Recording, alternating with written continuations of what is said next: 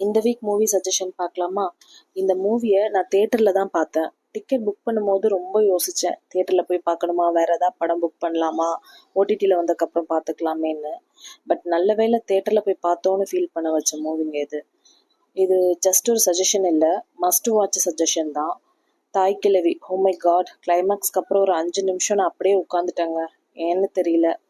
ராதிகா பேசுகிற ஒவ்வொரு டைலாகும் கூஸ் பம்ஸாக இருக்கும். எஸ்பெஷலி லாஸ்ட் 10 மினிட்ஸ் கண்டிப்பாக மிஸ் பண்ணக்கூடாது.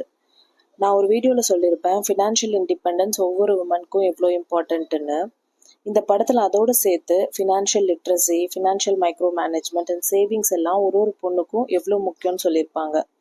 ராதிகாவோட ஆக்டிங் அவுட்ஸ்டாண்டிங்காக இருந்தாலும் படத்தில் இருக்கிற ஒவ்வொருத்தரோட ஆக்டிங்கும் ரொம்ப நல்லாயிருக்கும். அந்த கேரக்டருக்கு ஏற்ற மாதிரியான பர்சன்ஸை வந்துட்டு காஸ்ட் பண்ணியிருப்பாங்க. கண்டிப்பாக ஓடிடியில் வந்ததுக்கப்புறம் இன்னொரு தடவை பார்த்தே ஆவேன். நீங்களும் மறக்காமல் போய் தேட்டரில் பார்த்துருங்க.